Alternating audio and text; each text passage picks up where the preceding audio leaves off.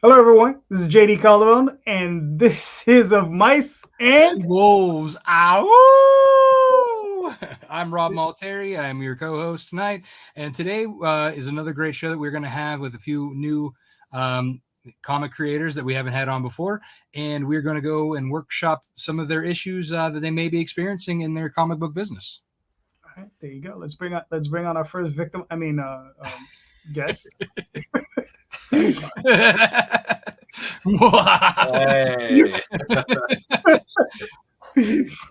I'm the experiment, right? Is that what this the guinea pig? We're all in that pool, so it's okay. Yeah. Comics in general, like, especially indie, is just an experiment that we're all Yeah, just it kind of is. trading tips on. Yeah. So, Mike, please introduce yourself. Yeah, so I'm Mike Teener, if you didn't know how to pronounce my last name, a lot of people don't. I've been in comics for about 8 years now, been with Bad Bug Media as a publisher for 4 years. And we produce a lot of independent comic books. We've got two sides to our business. We've got the erotic side of the business, and then we have like the standard retail side. And several creators under our belt, and looking to expand in the next year. But we're pretty active on Kickstarter. That's where we really drive a lot of our business is in that platform. All right. Cool. What's up, Dan? How you doing? How's it going? Hey, Dan. Please introduce yourself, Dan. I am Dan Sehn, publisher of Argo Comics and our new imprint, the Thunder Zone line. Saying new imprint, I guess we've been around 3 years now. But Argo Comics is my own line of books. I created everything, and then Thunder Zone is independent creators, all with their own properties, and then we're doing like a combined universe, like the early Image comics did, where you had Wildstorm and you had Extreme, and they were all just on the same Earth. So it just seemed like a fun idea. Branch out from doing my own Argo comics, and right now we have Thunderguard up on Kickstarter, our first big crossover book. Nice. Cool. And last but not least, Hey Nandor. JD, I just saw you. We were just hanging out on Sunday, so this is great. Yeah. Yeah. Hopefully, you're not too traumatized. Go ahead. Oh no, this is great. Yeah. So my name's Nandor Fox Shaffer. I have my own comics line, Foxhole Comics, and I've been writing and making comics for about 7 years. I've put out 7 books so far. Seasons, volumes 1 and 2, both over 100-page graphic novels, hardcover graphic novels. Also, Lifeline, which is my trade paperback standalone graphic novel, and then Man-Child, which I'm funding on Kickstarter right now, issue 3 currently, and then most recently The Fabled Offering, which was my sci-fi fantasy one-shot. And yeah, so I'm happy to be here and talk shop with you guys. All right, cool. Great. But yeah, I have to say though, real quick, the title of that book, Man-Child, it always sets me off a little bit because I'm just like, why is he attacking me? But okay, it's okay. I love that name. I caught it on Kickstarter earlier today, Nandor, and Yeah. back to. Oh, thank you. Thank you. I scroll some days and I just go down the rabbit hole of just this project and that project. And Yeah. I came across that. Look cool. Yeah. It's easy to burn through cash that way. Yeah. Oh, I have to budget it. Oh yeah, for sure. Yeah, that is no doubt. Yeah. I've gotten out of control with it before. All right. I'm sorry, Rob. Go for it. Okay. No worries. Yeah. So Mike, since you came on first and we have you in the clockwise order, we'll start with you, sir. Do you have an issue that you would like us to workshop through? Sure. So I'm dealing with the problem now. It's really just scheduling. It's as you guys know, there's just a lot of spinning plates as you guys are working on projects and making sure that you get everything lined up and ready to go at the right times so that you can promote your books at the right times. throughout the year, and then keeping tabs on where you left off with things. So like if you're having a conversation with this artist about one thing, and then 10 conversations later, you're talking to another artist about something else, you know, where did you leave off with that person? So it's more like, hey, how do you guys document your relationships with all of your coworkers and know where you left off with everyone? And then the other side of that would be, how do you guys maintain a schedule so that you don't miss things? So even scheduling like a podcast like this tonight, you know, just like, how do you keep your life organized, especially if you've got a day job and you're doing this as a side hustle? How do you manage both those things? All right. So I have something that might help you, but I'm going to go last. Okay. Because but plus we have to get through the questions. So does anybody have any kind of clarifying questions, like, you know, what he's doing now, or, you know, that kind of situation, like anything that might come to mind that might help you to better give him an answer? Well, are you on emails with these creators, or like Facebook Messenger or something? So it's the problem is that it's a mix. So you got artists that only like to communicate through email, right? And then you have some artists that they only have social media on like Instagram or Twitter. I try to keep it all on Facebook Messenger, but you know, that's an old man's game, I guess. Like, you know, any artists that are under 30, I've found, you know, they're on Instagram or something else more prevalently than they would be on Facebook. So it's a mixed bag, really. Mm-hmm. Nandor, represent your generation. Get them to move up to Facebook, all right? Come over here, guys. It's still okay, kind of, you know, besides the memes, the old man memes. There you go. Ouch. Are you using any type of digital calendar? Google Calendar right now, which all my team has access to. But even then, they still ask me for the link to it all the time. It's like you all have already been invited to this thing for years. Yeah, for real. Yeah. Here, let me go dig up this link for you. But yeah, that's what I use to like schedule Kickstarter launches primarily, just so that way I can see if there's like too much overlap in any specific area. But that's really it. I've just used it for that, because then it gets cluttered when you start adding more and more and more to it, and then you miss things because of all the clutter. So that's about it, though. That's all I've been using so far. But I've found myself missing things because of that. So on average, Mike, how many artists do you work with on a, you know, weekly or daily basis? Like what does that number look like for you? I don't really know, but it's a lot. Yeah. I imagine it would be, you know, because I know you have a lot of different properties and a lot of different covers and a lot, you know, so I'll just look at today. I'm looking at Facebook Messenger and I'm looking at today. It's like 20. Wow. Like 20, okay. Somewhere in there.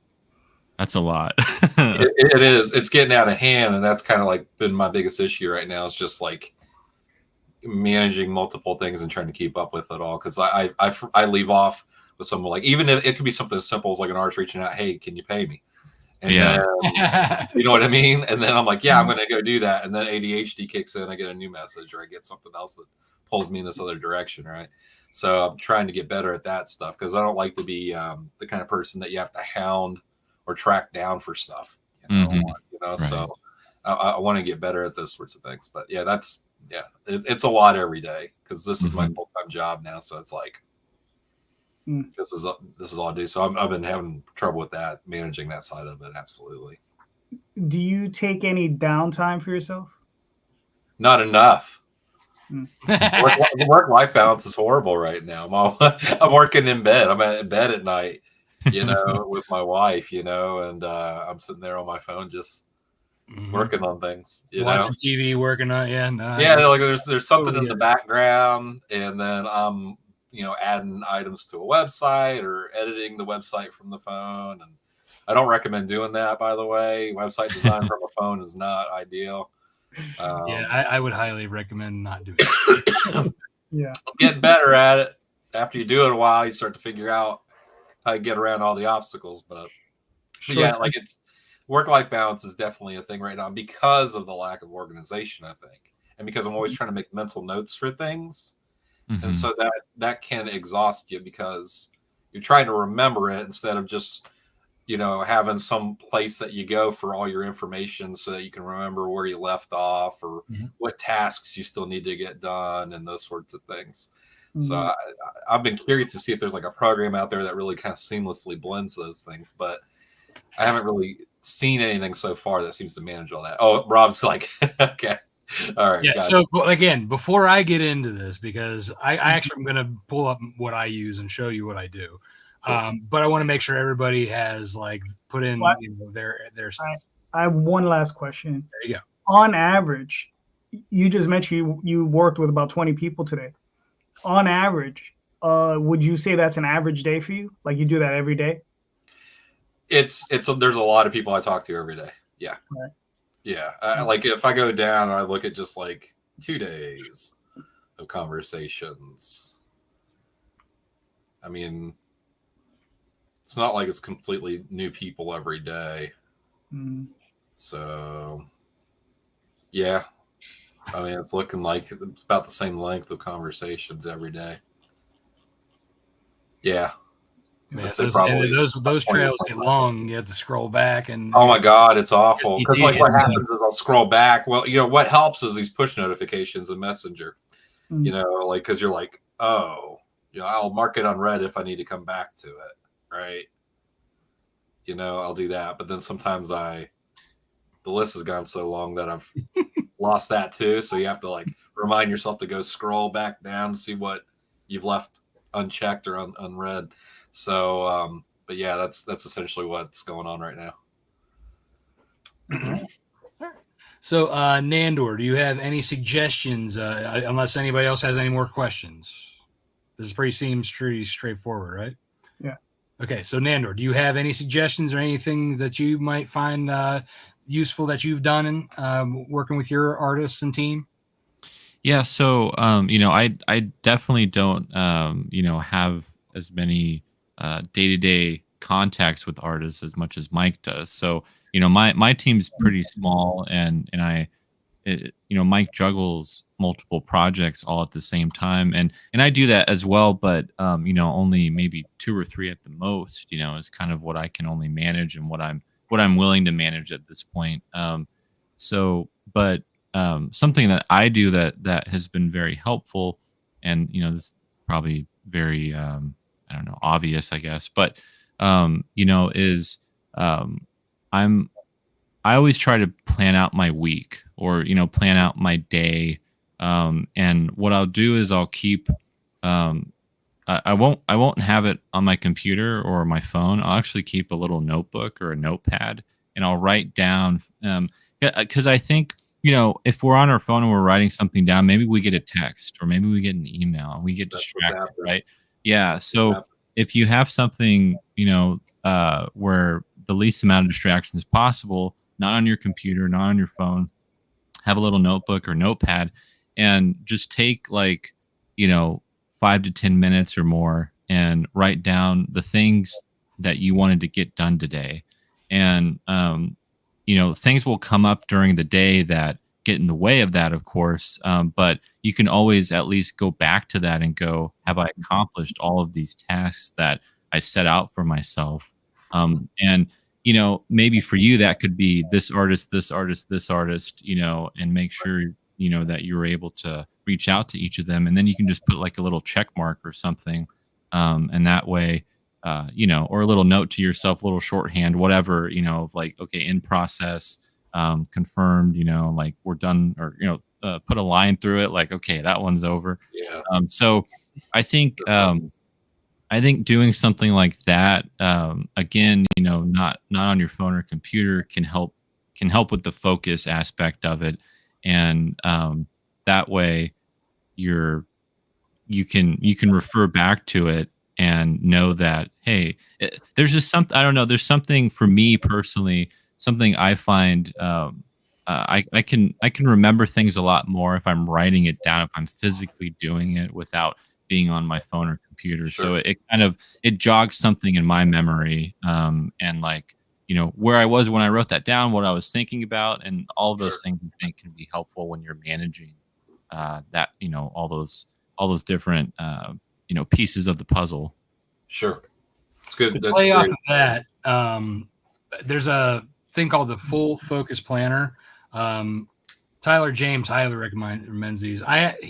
So being a part of his mastermind, he will send you one of these. So I have a bunch of them that I've never used. However, this is exactly what Nandor is talking about. Okay.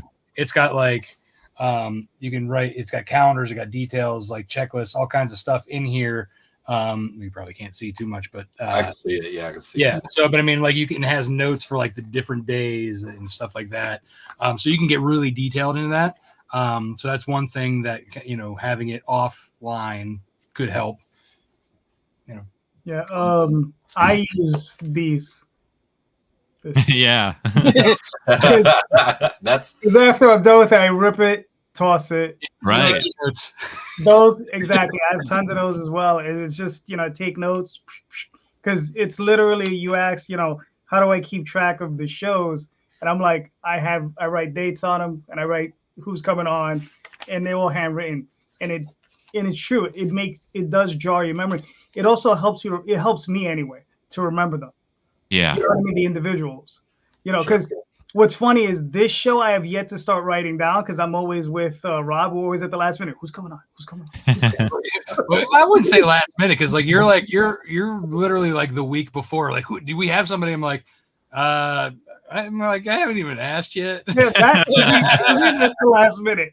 That's the last minute. I try to plan like the Sunday show. Sometimes I'm booked out 5-6 weeks in advance. So I try to get it out there. So at least then that way I don't have to think about it. That's usually the reason I do that. I was like, okay, that's done. Which is good, because he keeps me straight on that, because I'm like the king of procrastination, last minute getting stuff done. Oh man, I'm a healthy mixture of both of those. Okay, so I'm like the child of JD and Rob. So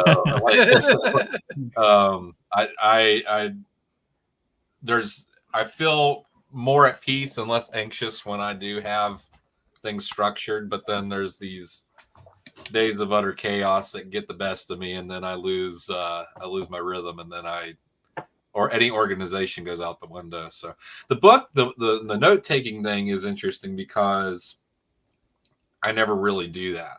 So that might be something to try, because my wife got me a planner over here. I don't know if it's the exact same thing that you shared, Rob, but it does have like space for all the days and weeks and all those things, and you can write down tasks and assign things each day, and it's a planner. Similar, yeah, but it's underneath 3 other boxes right now. I'm looking at it.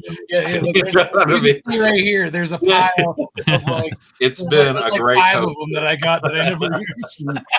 Yeah, so that might that's a good suggestion, because maybe it is something that I need to get myself out of the digital headspace for a minute and just have a when you're laying in bed too, because they say you're not supposed to be looking at your screen right before you go to sleep. So that might be something to help you, or if you wake up in the middle of the night with an idea, you could hurry up and write it down. Sure. Yeah, I need to find something small. That's probably my next objective, because like having a big bulky planner, I mean, like if I'm like, I could keep that at my desk, but like something handheld stuff like this. Like these are smaller books that I write in, but I have even smaller ones. Like you can find all sizes. Yeah. That's what I need to find, something a little bit smaller, something that could at least fit. Even like these just tiny little notepads. I mean, these are nice to have right next to the bed. All right, so I'm going to start with something real basic like that and just see if I can execute that correctly, and then I'm going to move on to advanced booklets that. And something that I do sometimes, and it might help you because you have a lot of different titles, is choose a different color pen for each series, for each title, and that way that can maybe keep it straight for you, so that you're like, okay, this is this series and this series, and but I've done that before, and it helps me to go to find something really quickly. If I'm looking like, did I do that? This is an outstanding issue, how do I fix it? This is about this book that I'm doing. And with all the people that you're talking to and managing, that might be another helpful thing. Thank you. Yeah. Dan, do you have anything to add or any thoughts? Yeah, I was going to say that as far as keeping track of scheduling, the iPhone calendar pretty much just, you mentioned remembering that you have to be on a show or something, just setting that as an event in your iPhone, and then it gives you the option of 2 alerts. So an alert the day before, an alert an hour before, and that way you know when something's coming up.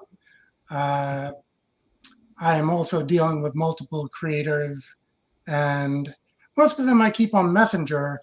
And then as far as like where did I leave off, I just scroll back and see where we're at. Sure. And when you mentioned whether or not you had to pay them or something, I just keep it across the board, turn in the page, get paid. That way no one can be, waiting on their payment or me waiting on the page. Sure. And it just like sometimes motivates people to get that page in and get to work on the other page because, they want that next pay to come in. So for me, That's helped you. like 6 books in progress probably right now. Oh, yeah. And just like, I'm not gonna, I don't even give full scripts. I'm just gonna give you enough script that, you have something to draw, and I'm gonna work on the people who are, I usually have drafts more or less of scripts, and I'm going to concentrate on the people who are handing in the work. Sure. And, get them more script rather than, the guys disappearing and, perhaps has a number of projects going. But yeah, as far as, dealing with those, again, Messenger, I have to kind of wipe out like some of the messages that come in. I don't know if you guys have been getting, it used to be the fake artist who had a number of people artwork as their samples. Yep. Hello, how are you today? I'm pretty sure I got one of those today. Hey, how are you? They know that kind of like got out there, and there's only so much money you can ask for in advance on commissions. So now they've stepped it up into 3D modeling, where I'll make figures of your characters, and there's gonna have to be a point where they're like, okay, just give me 2,000, and I can produce 100 of them for you and mail them to you, and then disappear. So just wiping out a bunch of those type messages will keep it a little more manageable. And if So I have someone wants to just work through email, so horrified tougher, of but deleting messages, like conversations that I've had with people. well, not the people you've had conversations with, Right, I'm just the Just spammers. the empty ones. Yeah. Oh yeah, the Yeah. spam gets dumped all the time. Yeah. But all right, so before we move on to the next conversation, I am going to share my tips and tricks. Can you see what I'm sharing? Now we can. Yeah. Okay, cool. Oh, So look at that. so this is Trello. This is going to blow your mind and change how you work. So what's nice is that you can set up several workspaces. So right now I have like a couple of different that probably could be organized a little better. But for you, Mike, specifically, each one of these could be a comic, right? A series. Yeah. And you can have teams dedicated to each one. So I'm going to go into the Nightwolf line art one just to kind of like show you, examples of how like things work. And I've set it up this way. So we have the cover. Usually when I do it, I have, so we have like I set everything up in the to-do list so I can put cover through page 1 through 24, right? And then we have like the doing, so what Carlos is in the middle of doing, and then we have done when he's finished a page. This is where I interact with him and then send it off to Gat for coloring. But like through the process, we'll he'll put his drafts up, which you can see the rough whether I approve it or not. And then we kind of get into, then approving the detailed lines. And then he sends me the link to the, through Dropbox where it's at. So we can do that and track the entire conversation. So like, this is like me sending older pages to be like, hey, remember, stay with, don't forget that this is like the scene that, from last issue, right? Right. You can do that. You can share, have the conversation, the layout's good, but remember to keep consistent. You tag each other. So you have them, all your members of your book, in here. And then, you said, then we'll switch to the colors and, the same situation. I have the same exact setup for the colors. And, like I said, we kind of move through the different process. And, you have the same. So like you could even have like checklists of edits. So if like there's things you need to do, you just look at the page that needs change and you type in panel 1, add fur text, whatever you need change. And then your colorist or your artist can check it off as they go to keep track of what they've done so far. You know what I mean? Or if there's like an issue, or if they did something that they checked off, but it wasn't done right, you can uncheck it. You know what I mean? So okay, good. You can override and be like, not yes, good yet. Exactly. And then you can, like I said, keep track. It has date stamps, time, so you can go through that whole thing. And what's awesome too is I use this for marketing too. So I work with Nita Lanning and Heather Ellen for marketing. And as you can see, you've seen my stuff. Yeah. So I have a Facebook, Instagram, Twitter. I set up the entire post. And then I add a couple of different variations of the image. So they'll either get like the raw version that they could do whatever they want with, or my templated version, which they don't really care for too much, but I use them because it works for me.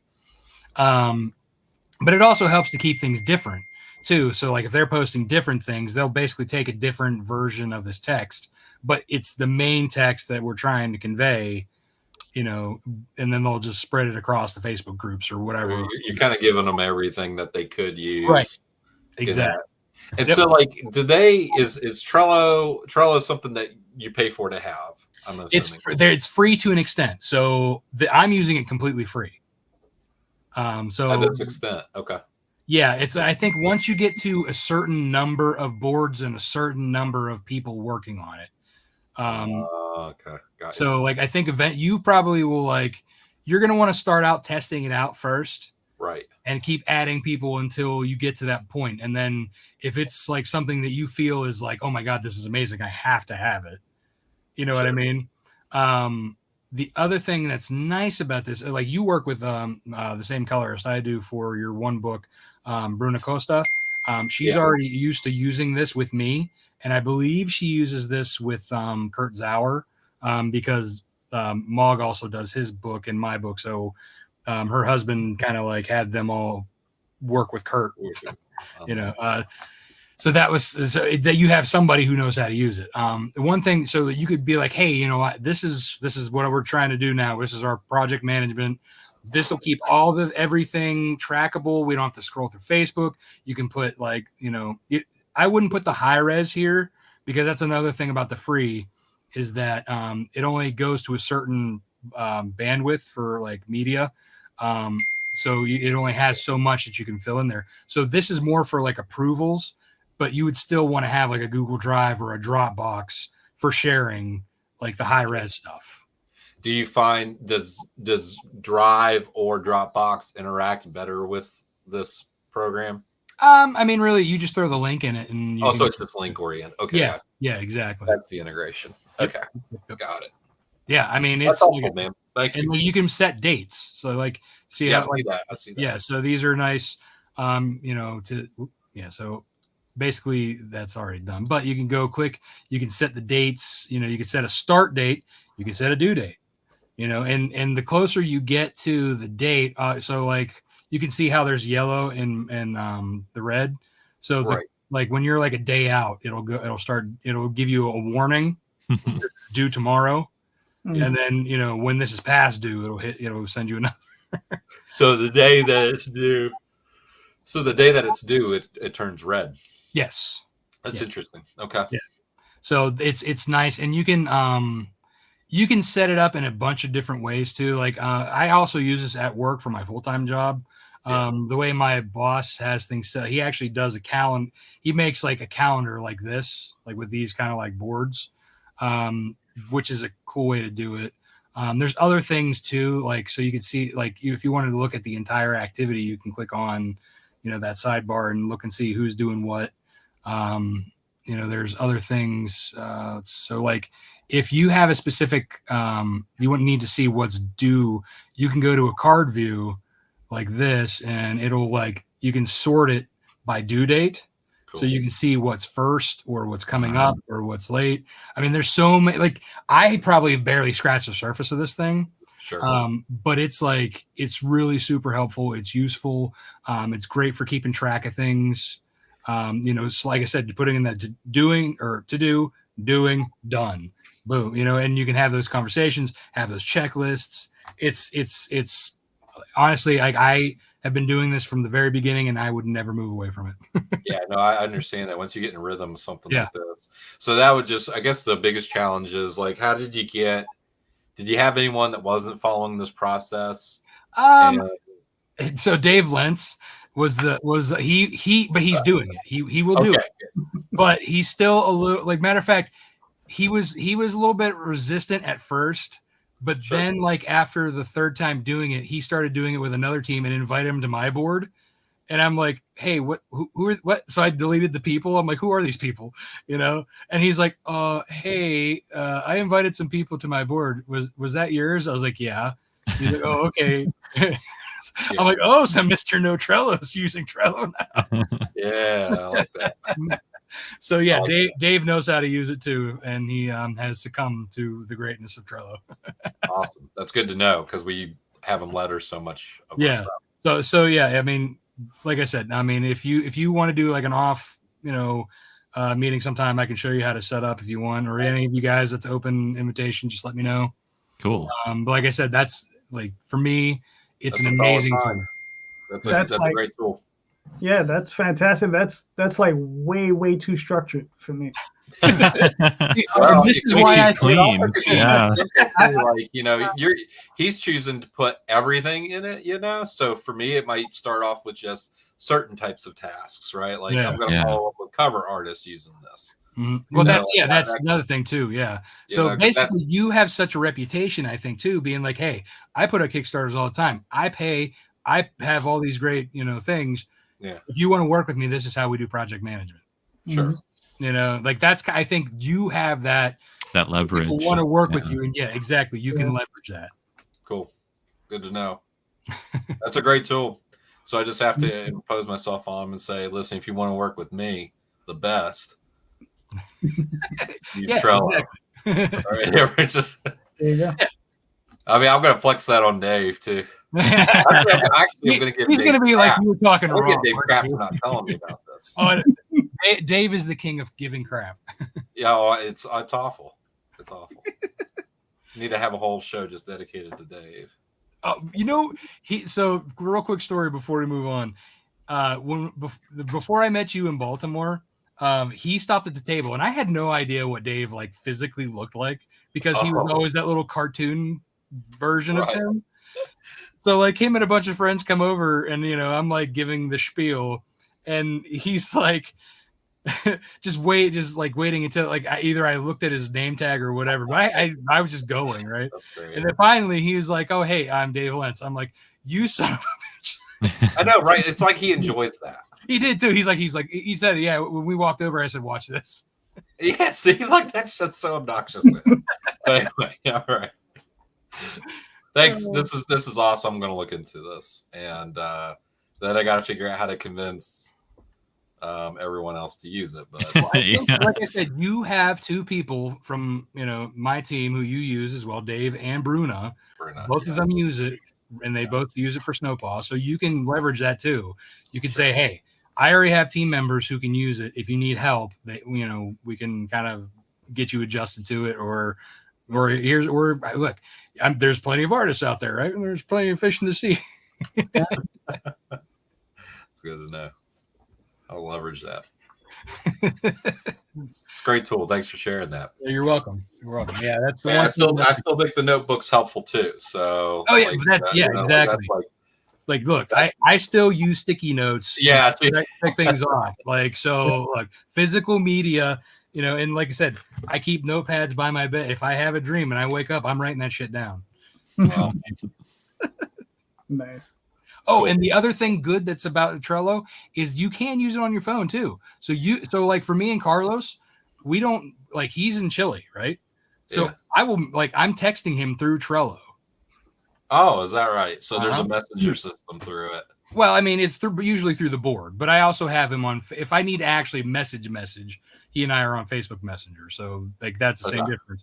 But if I'm at work or if I'm like out with my family, I could hurry up and answer him, look at check something, sure, and hurry up. And, if it's like something that I approve right away, boom, done. If it's more like, oh, he needs to do this, I need to put a checklist, I'll usually wait to do that. But I mean, you can do so much. Like it's an easy app to use. And it sends you notifications, so like when somebody said something, it'll push a notification to you and you just go in and look. Okay, good. So that's what I was going to need. And then I guess, is there a way for you to pin links? So like if somebody hey, here's my Dropbox folder for all my inks, you can keep that pinned up. Yep. So, thank God. That's the worst thing ever. It's probably the number one most aggravating thing is I sent something to you 13 days ago, so I have to go scroll back and because Facebook Messenger is real picky about when you can pin something and when you can't. Yeah, again, it's very open-ended how to use it, so you can set things up the way you want. All right, that's a useful tool. Thank you. You're welcome. All right, so any more advice or anything for Mike before we move on? No good? No. All right. I think you got that one. That one beat. So you. Dude, as soon as you said what it was, I was like, oh. He was smiling. He was like, I was like, let's let these other guys go. I wanted to pull a JD and just jump in. No, thank you. It's a good discussion too, because there's different perspectives on it. Yeah, and I mean, and I hope it helps everybody here. If anybody can take use from that, I mean, again, I'm happy to help show how I set it up. Cool. Or run with it through. So Dan, you are next in our clockwise. What do you got for us, sir? Well, I guess I had a question for basically DMing, direct messaging during a campaign. Now I have a campaign going right now. I don't really direct message people to say, hey, can you pledge? And I think I mentioned to JD that a while back, also for drop pledges, I had messaged someone a while back who, he was giving me some pointers. It was my first campaign, and he said never message a drop pledge. So I guess, looking to know what the etiquette is for messaging someone, which mysteriously never happens when I have an active campaign. When I don't have a campaign, I'm, can you help us out here? We're, this and that way and everything like that. I know I'm not supposed to take it for granted they're seeing my post, even though I'm posting multiple times a week. But, I kind of, it just seems a little, I don't know, for me, a little out of the ordinary to be messaging someone and putting them in that position. So looking for the opinions on that. Okay. So anybody have any clarification questions for Dan? Well, go ahead. Go ahead. So you're trying to figure out, is it ethical to message people that have canceled while you're running a live project? Courteous, or is it not ethical? Is it? We're not inappropriate. Standard practice? Is it? Do people think it seems okay to do or not? So I'll share with you one of our creators. We're not there yet. We're not there yet. Okay. Yeah, we're still in the question. Oh yeah. Okay. Good coaching. Yeah, that's what I'm here for.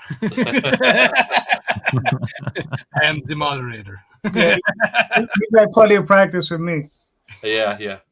Yeah, sometimes you like if you don't catch it right away, you go down a rabbit hole and just. Oh no, you do. And you're like, oh.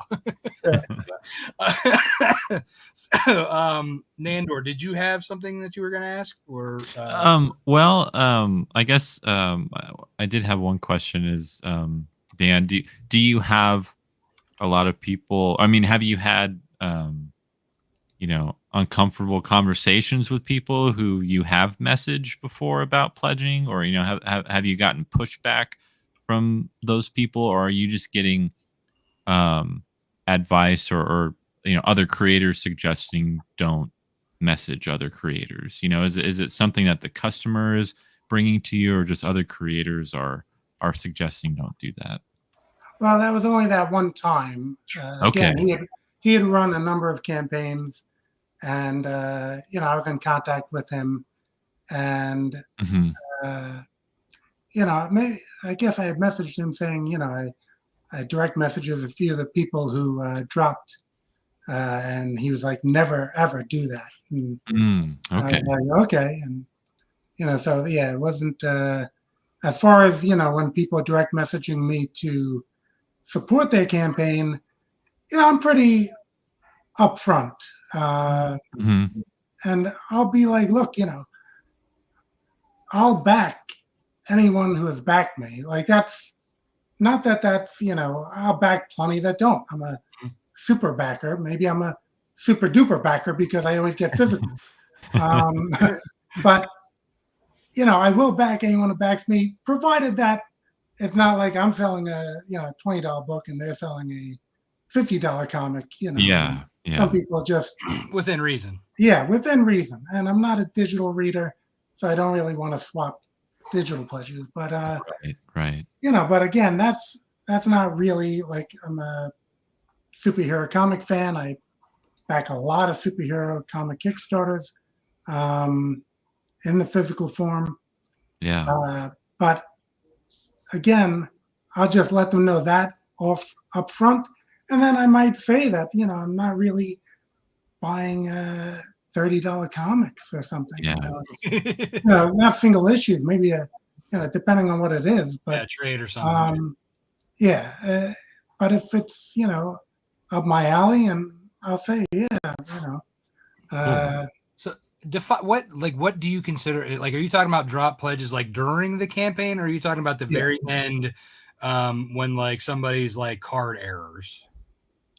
No, not afterwards. Just the so during the campaign. During the canceled campaign. ones. Okay. Yeah. I did that one time, and then was told no bueno. Okay. Changed my mind. All right, JD, you had a question? Well, you already clarified it. So okay. So that was well, there is one question. You've been given advice. Did you follow it? In what way? Which advice? He told you don't ever. Oh yeah, no, I followed it. Yeah, I never messaged to drop pledge again. Okay. But you're asking what people usually do in this. Yeah, that as a bunch of top-notch Kickstarter creators here. Figured I'd get the wisdom. So does anybody else have any more questions, or shall we jump over to Mike, who already was getting ready to jump in there? I'm good. I don't have to go first. All right, yes. Go ahead. It's something spawned a thought, but no. Is it still there? Did you lose it? No, I was going to share how we've done it in the past and how it's helped, and we haven't really seen any negative fallout from it. I mean, there might be some, sometimes you make somebody mad and they don't tell you, right? They stop backing you, and they just, you never, sometimes the negative feedback is just silence. So, but what we did was we kept track of everyone that canceled throughout the campaign. And on our campaigns, we get a lot of cancels because, as there's more backers, there's more frequency of people that cancel and go to the next Kickstarter that just launched. They're kind of juggling and moving their money around to different campaigns, and they're trying to figure out which one they want to settle on to keep their pledge money on. So we'll see a lot of cancels. So we keep a list of that. And there was a creator in our group that what he would do is when it was the last few days, he would send a message out to everyone that canceled to let them know that, hey, we've unlocked this many stretch goals. This is your last chance if you want to jump back on before it's too late. And so it seemed more like a mass message rather than just a like message to one person like, hey, why did you cancel? Right. Yeah. He doesn't ask why they canceled. Their reasons are their own. Right. But kind of like a last ditch effort save kind of. And he did it, and I asked him to keep track of like how many people he would be emailing at the end and how many would jump back on. And he would get 2 to 3 people that would jump back on average just from like doing it that way. And there was never really any like negative reception from that because it was just more of a friendly like, hey, we know that you canceled, but if you did want to come back, 2 days left, here's what you'll get if you do. That's it. That seems like a very like decent way to do it for sure. Yeah. Because like you said, it's not like you're narrowing down to one person saying you dropped, you must come back. We can, right. Yeah, that'll make them feel uncomfortable, and then they just won't back you at all. Yeah. So. Okay. So, Nandor, do you have any thoughts on this? Well, I think it all depends on how you go about it, right? And I think the example Mike gave was a really good example of how to kind of check in with a canceled backer, right? Like it's a way to go, to remind them, hey, we had your support, and it's how you word it, right? Like it's how you approach it, because you don't want to send them a message and be like, hey, like, I'm sorry that we lost your pledge. Can you, please back it again, or whatever. And I think with having it be crunch time, right, in the last 24, 48 hours, I think that makes a lot of sense. I think in my first couple of campaigns that I ever did when I was still kind of learning crowdfunding and learning Kickstarter, I would have a couple canceled pledges, and I would reach out to those backers, but I would ask them if something was wrong with the price point, or if there was something wrong with the campaign. I was looking for feedback. I wasn't like insinuating anything or being like, why didn't you back it? Or why did you cancel your pledge? Yeah. I was more interested in what made you leave, and was it something that my campaign was doing or not doing? Was it the price point? Was it not enough, free goodies? Like, what could I do to help that? And I remember a couple of conversations that I had with a few backers through the Kickstarter DM system, where you could DM the backers, and most of them were very understanding, and I was very understanding. It depends on, again, I think, who you are and how you approach it, right? But for me, I was looking to make sure there was something I wasn't doing wrong, or if I was doing something wrong with my campaign. Too many updates, like what was it, right? You're just trying to figure out and kind of see. But now I kind of just let, I don't really worry about it much anymore, and I'm a lot more, I guess, secure in my campaign, what I'm doing. I feel like I'm better at that. So, I can see, first time creators, maybe it's your second or third Kickstarter, and people still doing that. And I think we should have the grace to be able to be like, yeah, that's okay. Like you're still learning, and you're learning how to do this. And, but it depends on, I think, why you're messaging them, and, how you message them, how you write it out.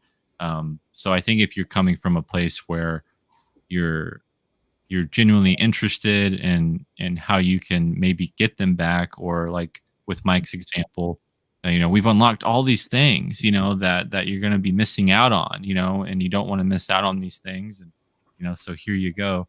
So I think, I don't think there's really necessarily anything wrong with it. I think it's more so how you approach it. Yeah. Yeah, I think I did ask that type of thing, like, looking for feedback. Yeah, exactly. Exactly. But I believe the person who gave me the advice was saying you don't know what their situation is.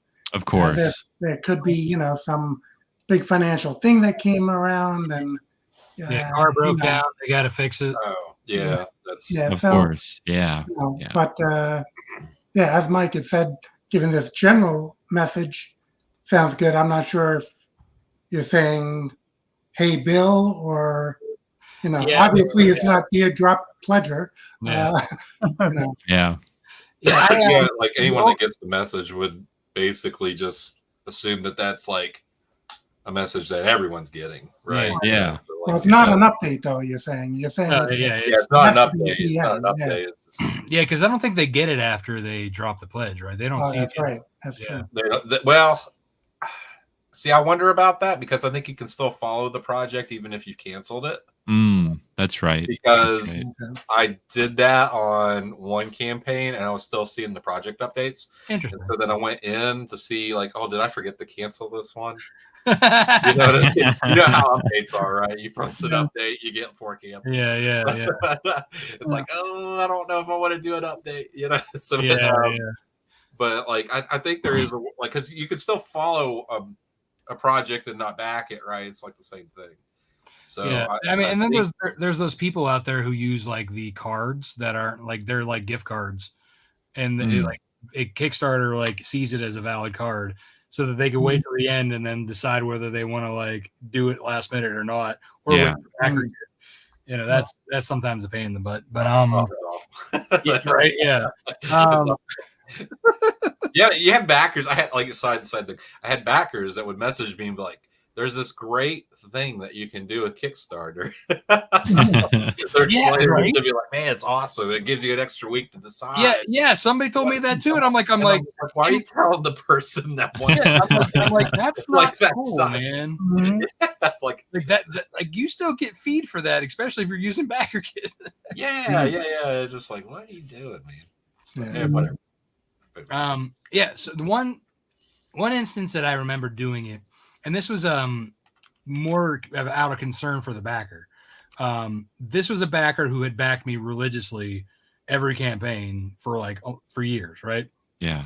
And then the one time that we were like probably, I don't know, middle or whatever, like, and he's usually like a pretty higher backer.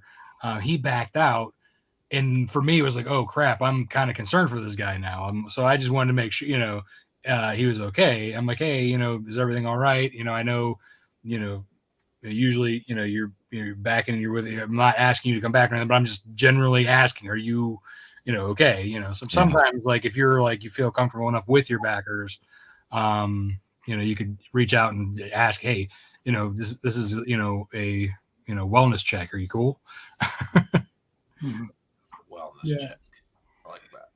I mean, for myself, I've never contacted anyone, right? He's like, I barely even market. He's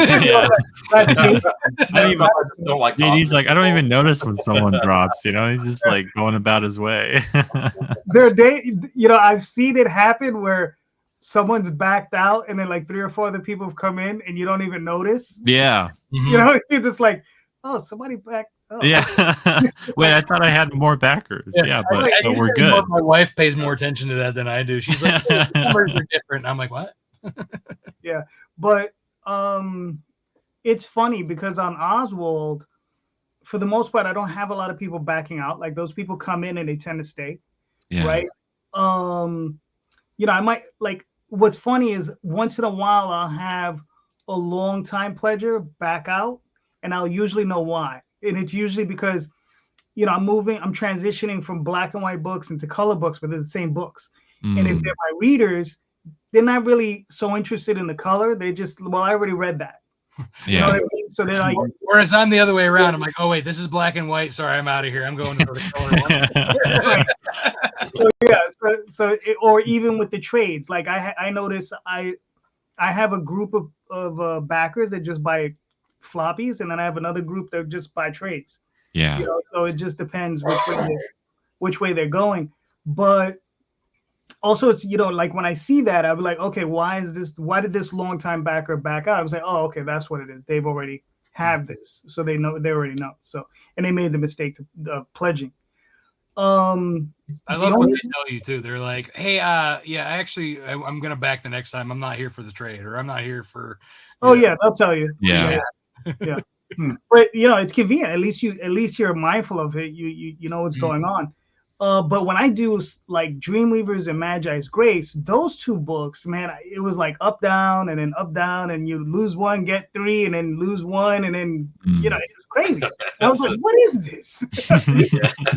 Because I don't experience that with either Tall Tales or the Oswald Chronicle. I just don't experience that. Well, I think it's because you've already established an audience for that book. Yeah. You gotta get loyalty. Yeah, whereas like you're doing number ones for these other series, and people are like, do I? Right. Yeah. Very, very. I was like, what is that? And those are the people I wanted to reach out to, but I was like, leave it alone.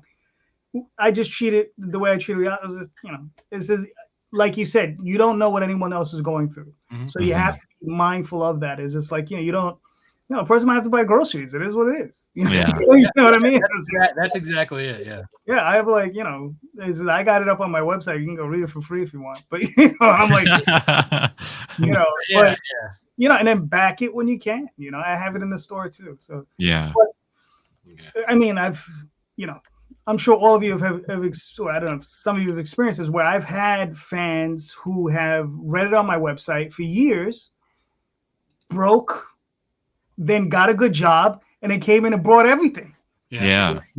So, it happens. Yeah. Life happens. Yeah. Life happens. I mean, the only place where is because what's funny is when Dan first told me about this question, I thought he was talking about dropped pledges after. Right? So when the campaign is done. Yeah, when the card doesn't go through. Yeah. Right, the errored out messages. And I remember like I had two campaigns. I lost $1,000 on one, and I lost probably about $700 on the other. The $1,000 I didn't do anything, right? But then I heard someone says no, contact those. Just go after them. Yeah, you can do like for people who have errored out cards. You can. Chances are they may not see Kickstarter's like, hey, you need to do that. And they have days, right? So you can easily say, hey, just a friendly reminder, your Kickstarter's telling me that your card errored out. Fix that when you get a chance. You have this much time. Boom. Yeah. Well, so the last one, I had a dozen of those, right? And I managed to get it down from a dozen to 3. That's great. Good. So it was like, okay, well, that's cool. Because like I said, the other part, the first time it happened, I was just like spurging out. I was like, I don't experience this on the other campaigns. I'm like, what am I supposed to do here? So it's like, it was a good learning experience. So, but if that happens to you, and the thing is, I did a general message to the entire group, right? Like the first couple of days, and then in the last 2 days, because you only had those 7 days, because I only had a few. Because after that first message, like 5 or 6 of them took care of it, and I had 6 left, and I just DM'd them directly. I was just like. Yeah, I think that in that case, it's because, like I said, they may not have seen it whenever they got the initial. So having an actual message from the creator kind of helps in that instance, especially if you're not using BackerKit, because BackerKit will just annoy the shit out of them and keep you. Yeah. Oh my God. That's for good reason, because I had one. I had an old card on one, and I kept getting the messages. I was like, I'm glad that this exists because with my ADHD, like I would. Right, that's it. They're getting bombarded with messages all the time. Yeah. So when they see that message from the creator, that's a whole nother thing. That's a whole other thing. Yeah. All right, that's all I got. So Dan, did that help? Or does that confuse you further? Yeah, no. There's a lot of good advice right there. In actuality, I had, I guess last week I was on the comments of someone's show, and the host says, Dan's in the comments. My friend didn't get his book from your last campaign. And I'm just like, I don't think so, And while he's not doing the show, I look in my backer report. He's not in my backer report. So then you know, he's also friends with one of the creators because it was a Thunder Zone thing. So I had a number of creators on the project, and that guy said, yeah, he messaged me. He didn't get his book. So, you know, That's what you say. Okay, instead of messaging you, why don't you message me and we'll take care of this?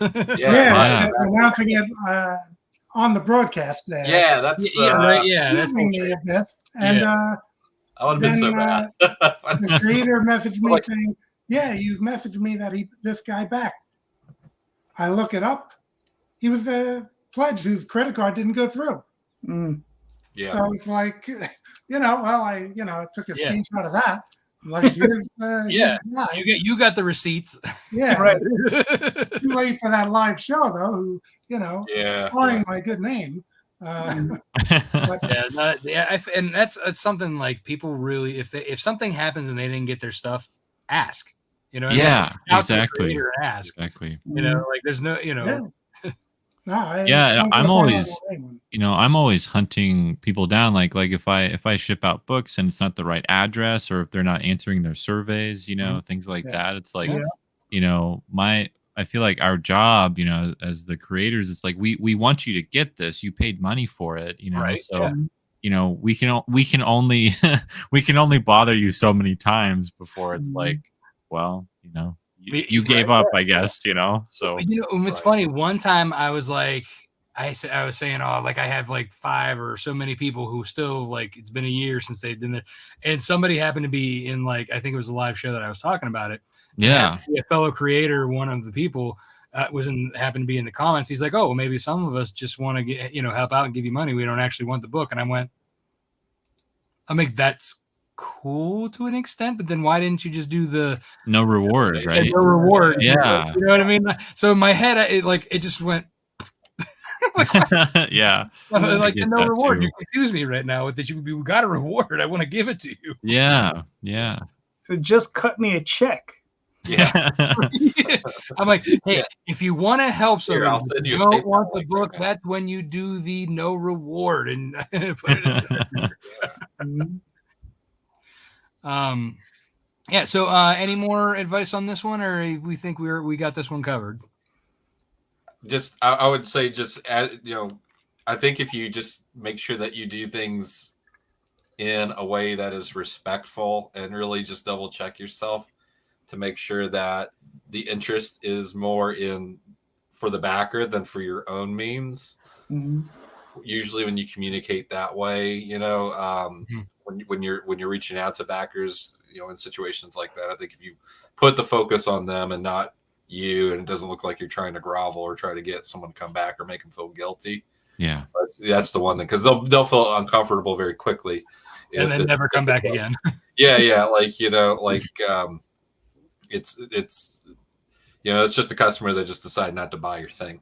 You know, that's really all it is. So like, and I think, you know, I mean I know what it's like where, you know, we're all struggling, right, to hit our goal and to make it and to, you know, unlock more goodies and all these things for everyone, and we want to do that. But, you know, at some point you have to realize that this one backer canceling, or these couple backers canceling, you know, if that's what it takes to break your campaign, it's not their fault. You know, it's on you, the creator. Like right.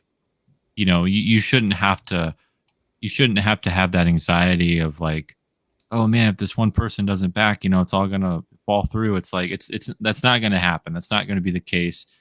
For every backer you lose, you're gonna get at least 3 to 4 more later. You know, so it's just very discouraging when it does happen, and especially if it is in that, you know, mid-campaign lull, and, you know, someone drops out. It's very discouraging. But you just have to remember that, you know, it's not the end of the campaign yet, and, you know, there's going to be more people on the way. Yep. Well said. Very good. Nice. All right. Well, then I think this one is good and in the books. So, Nandor, good sir, tell us, how can we help you? Yeah. So, you know, I kind of have just a general question about, you know, indie superhero titles on Kickstarter. And, you know, it seems like there's a general consensus, and I agree with it, that superhero books in particular in the indie scene, they have an uphill battle to climb, and they have an uphill battle to reach a goal. The Kickstarter ecosystem and the space has changed over the years, and the audience on Kickstarter is not always looking for a superhero book, because superheroes are oversaturated, things like that. And so what I wanted to know from you guys, from the campaigns that you've backed that are superhero related, or titles that you're looking at, or other, maybe not ones you've backed, but that you've seen on Kickstarter that do very well, what do you think is the X factor there? Or what do you think, that these creators or these superhero titles are doing that is leading to their success? Because I've seen it both ways, right? I've seen some, barely break 1 to 2K, and then I've seen other superhero titles, make 10 to 15 to 20 sometimes. And I know it depends, of course, on maybe where that creator is coming from, how many other campaigns they've done, how many other books they've done. And so all of that factors in. But I just wondered if you saw or you've noticed how you can kind of stand out amongst the crowd when it comes to superhero storytelling in the crowdfunded space, because I feel like we kind of just accept that they won't do well, and they're not going to do as well as others. And I'm trying to figure out, just for myself and Manchild and my own, other creators that I know that are struggling too, what can myself and they do to help mitigate that, and that way it's not always such a burden. So that's my big question. Okay. Does anyone have any clarifying questions? How much research have you done on Kickstarter for the successful superhero comics? I'd probably say I've done quite a bit. I mean, I definitely think I could do more, but I'm pretty present on Kickstarter, and my network for other indie creators who kind of make the same books that I do, or are in that space, I like to keep track of. I like to see what they're doing, and I like to see, what kind of offerings they have for their superhero books, and what they're doing. So I feel like I have a pretty good grasp, but I'm sure there's more that I could do. But yeah, it's besides, my next step would probably be reaching out to those specific creators and asking them, what has worked for them. But in another case, I do look at just very successful Kickstarters, and I try to see, is there a way that I could, put a spin on that, but for my book, do something different, whether it's, a type of reward, or, a stretch goal that we could provide, or something that I did for this campaign in particular is, if we hit a certain amount of backers, we'll unlock all these different superhero indie titles for every backer, and so that was one thing that I've seen that I thought would be kind of cool, and try to keep within the theme. That's something that, I feel like for my brand, or what I'm trying to do with all my campaigns, is like, how do we keep this to where it benefits everyone, who's supporting the campaign, and not just me. Yeah. Okay. Specific genres of superhero, because I know there's like subgenres to superheroes, and there's archetypes. Right. So is there any specific archetypes that you've noticed seem to do better than others? Like, is it characters that seem to fall in line with like urban, street smart superheroes seem to do better, or is it like the cosmic, out of this world superheroes that tend to do better? Is there like a certain art style that people like? Because I know 90s art style seems to be really popular with superhero comics. No, that's a great question. I do feel like the 90s, kind of Jim Lee, David Finch type, looking lots of cross hatching, those types of Everyone's style. got muscles on muscles. Yeah. I think those do well. Everybody has pouches and trench coats. It's just like everyone's Yeah. badass. It doesn't matter what character you are. You're gonna Yeah. And I that's think when the page rates were best, though. So that's why there was the Yeah. Avenues and the Travis Charay and all those guys. So now that the page rates are down, I think the art's gotten a details little more probably basic. gotta work with it. Unless you're Yeah. finding More someone work that's for just real superheroes. passionate. Yeah. But I think that too is what like makes a lot. Well, before we get into all that, I do have comments. Yeah. Any more questions before we move on? No. Oh, okay. So I'm just might as well finish my thought while Sure. So I think, kind of going to like, I think a lot of the superheroes out there now, you look at their costumes, right? Hmm. And I've seen a lot of like, coming and going as I've been scrolling through, and a lot of them seem very like, bland suits or whatever. Yeah. I think the ones that like really have caught my eye, again, going back to kind of like the 90s style, you have guys like Isaac Bell doing his stuff. His stuff is very highly 90s superhero, sexy girls, but his characters are unique, something you haven't seen before. They're drawn with detail, like crazy amounts of detail, Yeah. With a unique idea behind it. I think that's why he's so successful, even though he hasn't really put out a lot. But he has what, like 2-3 series now with issues 1 and 2 ish. Yeah. But he does very well because his characters, his art they're freaking amazing. But then you have like other superhero books that like look like flat versions of Marvel or DC. Yeah. Just kind of derivative. Over and over again, right? So I think that makes a big difference, especially in my mind, because for me, art, when it comes to superheroes, I have a very specific aesthetic. I love Jim Lee. I love Michael Turner. I am a child of the 80s and 90s, right? So Dave Finch. Yeah, exactly. Arthur Adams, all those, greats. I grew up with the X-Men, and Wolverine in that like late 80s or all the way up through the 90s.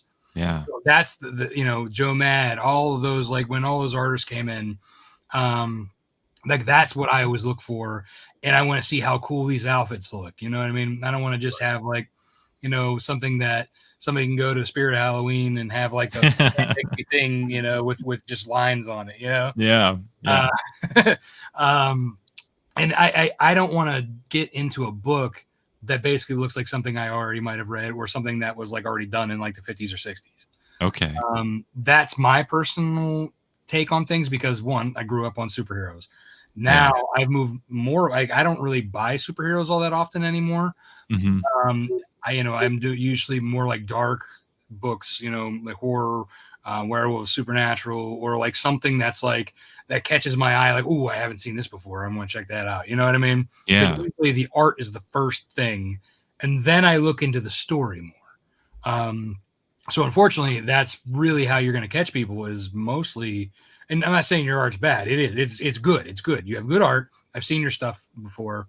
And I think though is you just have to like, and other superheroes out there that are, the creators are doing superhero books. It's something you got to have that hook, right? Yeah. Something unique that is only to your character that they haven't seen before, or something that's like the art style is just so damn good that they're not seeing in the big two now. Right. What I mean? Yeah. Like, I think a lot of people are coming to Kickstarter because they're starved for things the big two either used to do or don't do at all.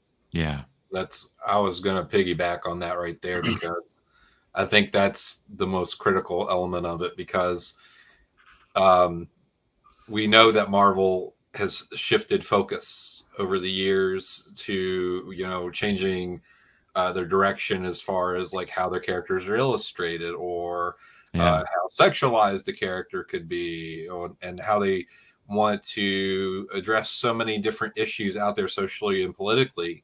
And they've always been that way. All right. But then there's a time where they didn't do that so on the nose, and there's a lot of people that really long for those days of Marvel. So you just got to know where the drought is and what the need is and what the desire is. And I think with superheroes, I think social media is your tool there, because you can see what people are complaining about all the time with how, Disney might be mishandling a Marvel property, or how Warner Brothers is mishandling a DC property. And so you have all this information out there of what people are wanting and not getting. And so now you just try to think about, like, well, how can my character give them that again? How can I bring them back to the thing that they love about superhero comics? So I think that's an important one. And then 2, I would just say, first comic I ever did was a superhero comic. And I felt the pain of just no matter what, your character will be associated with an archetype, another superhero that's been built from 50 to 70 years of lore. Yeah. There's nothing you can do about it. It doesn't matter if you put dog ears on a Batman costume or if you put a unicorn horn on it. It doesn't matter. They're going to say that's Batman, basically, right? So the character design, like Rob was saying, like, we make erotic comics. We have a lot of female leads, and we care about the character design so much because we're doing like 10 variant covers. So we got to make sure that those characters look great. Yeah. And they look distinctive, and you want to see them multiple times over on multiple covers, right? So character design is really the thing that you probably need to put most of your work into. So much so that you don't even need to give them a pitch, because the character itself is the pitch. We hate it when Spider-Man's not in a blue and red costume. He's got to be in a black costume if it's not blue and red. Yeah. But if you go look back at Spider-Man's list of outfits, you'll see 100 costumes that didn't work out. All right. They'll try different things, but they always goes back to Old Faithful. Right. And people were mad that the new Superman outfit and James Gunn's Superman has a collar. Yeah. You know what I mean? Everything else is pretty much right. You got the red trunks, but they're mad about the collar. So they care so much about character design and latching on to the version that they love the most. Your advantage is you don't have that baggage. You just need to make sure that the first time you get it right, and that your character design is just so impeccably eye-appealing that, they'll worry about the story later. They love the art. They just love your character, and that'll pull them in more than anything else. It'll also detract if your character design is very boring, like Robin mentioned earlier, very bland. Yeah. And you've seen it before. You'll see it again. I know creators that have characters that are ninjas, but, all they've done is just change some of the colors, swap out the colors and stuff. And my character, I've seen that a lot. Yeah. In this city, Or they turn them into turtles. Yeah. Yeah. Well, and I think that's really important too, because when I think about, this is me being a kid, but even now, I still read a lot of superhero stuff, and I still gravitate towards it just as a reader myself. But when I think about, why did I ever like a character? Or why did I want to read a character's book? It was because of the costume. It's the costume, right? Like, that's the whole reason that you're like, whoa, like, and then you find out about who they are and what they can do. Right. And, and the name, I guess, too, it's like, that's a cool name. The powers are a big thing. As a kid, I loved Silver Surfer. I never knew his story. Yeah, right. But I had to have the toys. Right. And then I grew up and then read a bunch about him, and he's still my favorite superhero. Okay? That's awesome. That's what I mean? So it's like, but, it did start with the visual first, because that's what kids want to dress up in, the outfits, and you got that factor in it. So, yeah. And I think, look at Wolverine for an example. Everybody loved Wolverine and wanted him in his yellow suit and yellow and blue, with the wingtips. And look how long it took them to actually put him in a movie wearing that. Look how the internet blew up. Yeah, you're right. I remember sitting in my seat with my wife watching that in the theater, and when I saw him pull the cowl up, oh, I know. I was like, oh! It's something so simple, but it was clearly people wanting that and just never getting it. It's the strangest thing that it took us so long to get that. Right? Yeah. But we got it. Right, and it made a huge difference. Yeah, Dan, you have any thoughts on it before I go? Yeah, I was gonna say, and just what we're talking about right now, is that the artwork does count though, because like, you know, let's say you love Silver Surfer, as you said. For me, if like Ron Lim is drawing him, then I'm down. If it's artist I'm not that fond of, I'm not really, you know, down for it just because of the character, regardless of design. You know, back in the day, JD might know this. Perez and Byrne. Yes. Like there was a time where that was it. And it's like, are you in that camp or that camp? But I think Byrne used to say his faithful 5,000 will follow him to any book. Mm-hmm. I think it was 50. 50, yeah. Yeah, it was 50,000. I'm looking at today's numbers. Yeah. But yeah, his faithful left. So, yeah, the artwork in superhero comics, especially, if you know, if that's where people tend. I mean, we did go into the age of writers, and maybe there are the readers who will just, you know, line up for whatever writer might be doing the book. But you know, in an unknown indie, I think that artist is going to make a big impact because they might not know your writing. You know, I've done over 100 books, and you know, I'm getting new people on this Kickstarter who don't know anything I've written and never backed before. They just like the art and they're you know, jumping in. Yeah. But as far as you're saying, what is making some of these superhero comics successful? Of course, you know, there is the component these days of not safe for work or female lead. That's going to really bump up the numbers. And, you know, whether or not your interest is there. Mm-hmm. Like there's public domain characters who obviously you can make, you know, Snow White and Little Red Riding Hood, you know, meeting and everything and adult situation, and you're going to get the money. My heart wouldn't be in doing that book, so I'm not really down to do it. But there's a cheat code right there for that. But there's also too, you have like the pros who are coming over, so they have a name. That's just what I was going to say. Yeah, if you have, you know, a lot of them are now going to Marvel and DC. That used to be the end game. Now some of them are just, you know, that's a stepping stone. They want to get in there, get their cred, and then, you know, move into doing their own property and, you know, having a higher stake in it. Yeah. So, yeah, and as a superhero reader, since there are a lot of superhero comics out, you have to be mindful, as I stated before, of just price point, because with all these books out there, and, you know, superheroes traditionally have been a lower price point, still are in like Diamond or whatever. You really have to think that you're really bringing it with that art or writing or concept for them to go to that higher price point. Right. I have one more thing, but JD, you were waiting. Did you have something you wanted to say? Oh, yeah. Oh, yeah. So, first and foremost, superhero comics, absolute abomination. Just stop. No, I'm only joking. I'm a long-time superhero fan. I grew up on the stuff like everybody else. Miller, you know, Walter Simonson, you know, so on and so forth.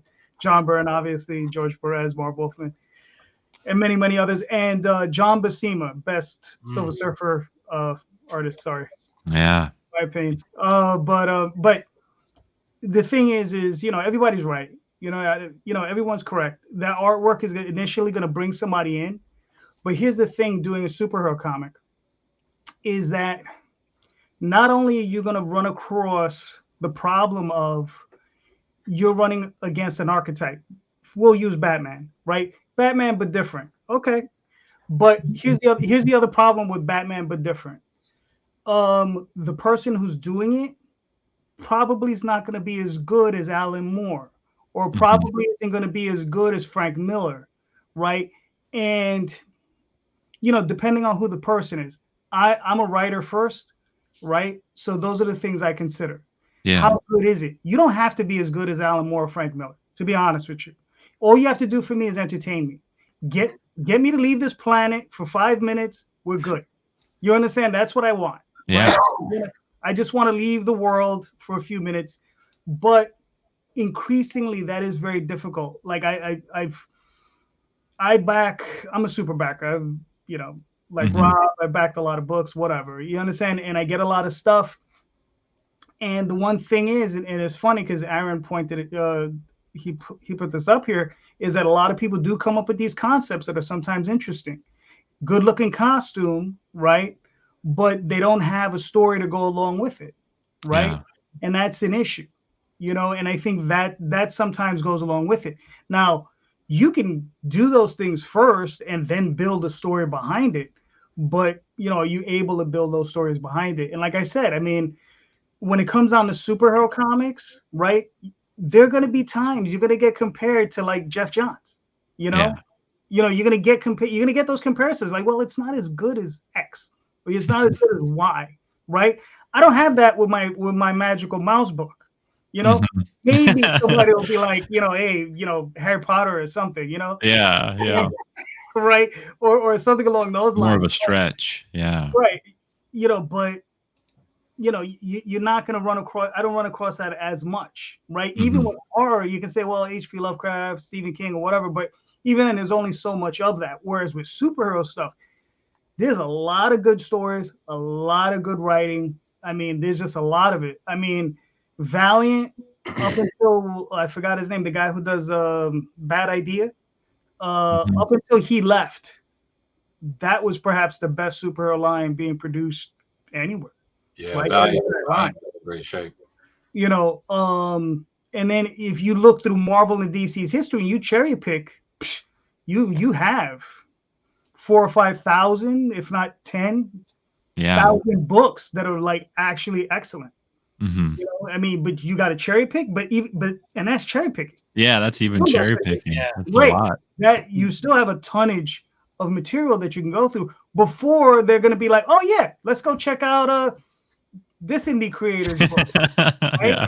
And then you still got to walk through the gauntlet of like, I don't know, elementals from Kamiko if you want to go really far back, right? And then you have guys like Jeff Lemire with Black Hammer. Yeah. Right? You have what Jeff Johns is currently not Jeff Johns. Yeah, Jeff Johns, what Jeff Johns is doing over at Image with his set of books. Ghost Machine, yeah. Ghost Machine. Right? Yeah. Those are excellent books. Invincible, right? You gotta you gotta walk through all that stuff before you hit like, oh man. So my thing would always be this, and this is where I know your head is at, is focus on the writing. Focus on those stories because the art's gonna get them in. But what's going to keep them coming back is that story. Cool. That's exactly it. Is the continuation of a good story that's going to get you your continued backers and building your audience. Right. Yeah. One thing that I do want to say that makes a great superhero is the villain or the rogues gallery. Because if you look at Batman and you look at Spider-Man and you look at the X-Men, they have the most. They have the best rogues gallery there is. I mean, and for me, like those are my three go-tos. Well, those are the biggest properties, and it's because of that reason. Exactly. Like Batman's rogues gallery is amazing. Every time, like I remember as a kid, like I had all the action figures. I played all the Arkham games. Being able to play and see all those characters, and then same with Spider-Man. Like equally, I think they have like a very similar batch of villains, and then X-Men. There's so many possibilities. They go all over the place. Yeah, exactly. So, but I mean, that's because their characters go all over the place too. Exactly. By extension, because you have this character in your ensemble group, right. Here are villains that kind of associate with exactly. So the best superhero is always complemented with the best villain. Yeah. Or villains. Yeah. Depending on if you're going to do like one of those, you're going to one villain a book situation. Right. Theme's a really integral part of that too, because Batman Joker dynamic is something that people analyze quite a bit. Oh yeah. But you also got to think about like Superman Lex Luthor. That's another interesting dynamic where one is intelligence and the other is just brawn. So it's amazing that we even discussed Lex Luthor even now as a villain. It's just because of how well he was written and how well he was developed as a worthy adversary to someone that can fly and breathe in space and fly close to the sun and just do all these things that, just put them on an astronomical level. But it really comes down to probably the aggressive and meticulously detailed writing of the villains and making sure that they hold up and stand the test of time. Just don't princessify them, as what was that? Daphne said that the other day. Don't princessify the villain. What does that mean? Just like putting like glitter on them and stuff, like making them feel like have a reason for them being bad and feeling bad for them why they're bad. Oh yeah, dude. Yeah, there's a mix of that, right? Like Spider-Man's villains are always tragic, right? Right, Yeah.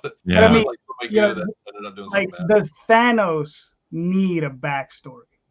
Right? Does Loki need a backstory? Sometimes the explanation is they're just assholes. Yeah, right. Sometimes that's all the explanation. They're just villains. Yeah. If you love to hate somebody so much, you've done your job. You know what I mean? Yep. Yeah. Was that line? Some men just want to watch the world burn. That just stuck with me because it was such a fantastic. Yeah. Like. That's a blanket statement for villains, Some people just get pleasure from chaos. And and we're going to accept that. We're good with that. Right. Exactly. Yeah, there is evil for being evil, or like there is like you don't have to justify by saying, "Oh, I was abused and now I hate everybody." Yeah. and there's also the angle of your view of evil, right? Might be a little different than my view of evil. Like if I had to consume a 3-year-old's heart to live every 30 days, does that make me evil? It just requires I just have a different dietary situation than you do. Right? Yeah, that's like the Galactus thing, Right. But right. That just vampires. Vampires, right. Vampires, right? It says, are they evil? They just need something different, and we're gonna fight against it because from our perspective, it's evil. Look, the older I get, the more I can understand why the Sanderson sisters did what they did in Hocus Pocus. There you go. Though as a kid, that scared the shit out of me. Oh, that's so funny. Yeah. But I never watched that as a kid. Oh really? Oh man, I remember going to the theater and walking out of there like scared at the shit that some witch is gonna come suck my soul. Oh man. Now I'm like, can I have a taste? just a little bit. I'll give you enough. Give me enough so you can nap and I have some energy. If it was just that easy, right? Listen, I've told people, just joking. It says, listen, it says if we were to find out somehow if we could crack open the skull of a 5-year-old and eat their brains and turn back to 20, there'd be a lot less 5-year-olds around. Let me tell you. This conversation got really dark. And I'd like to point out that JD is talking about eating children mostly on this. JD, stay away from my daughter. I will poke her. I do too. On JD. I think No. Listen, here's the wonderful thing about fantasy. That's all it is. Whether it's dark or not, it's just a fantasy. Yeah. Thank God. Right. So, gentlemen, I think we did it. Nandor, did we answer your question more or less? You did. Yeah. No, that was an excellent conversation. I've been wanting to have that one for a while with different creators. So thank you guys for indulging me on that one. You're very welcome. Very good. Very good. All right. So, gentlemen, we made it to the hour and a half mark. You guys are all awesome, and I got to bring it to dark places. We're all happy now.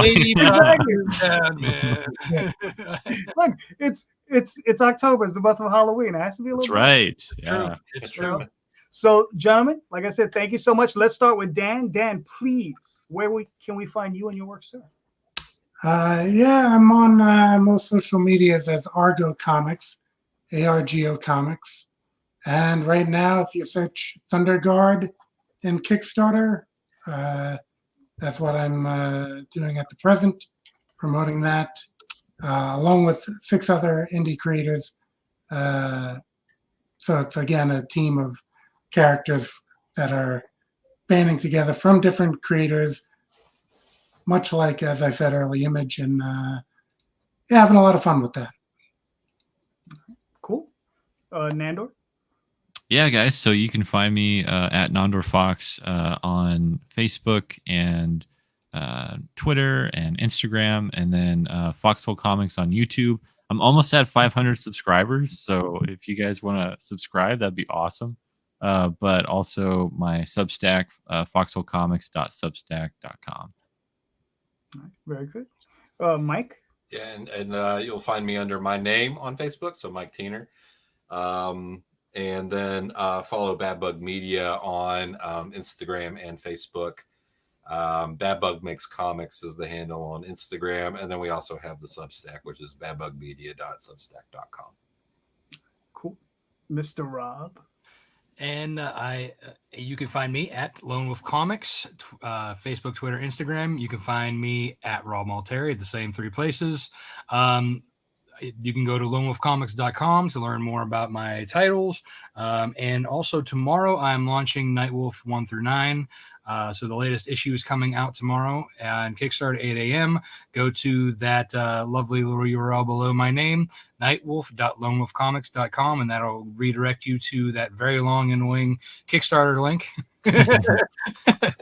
And see you tomorrow.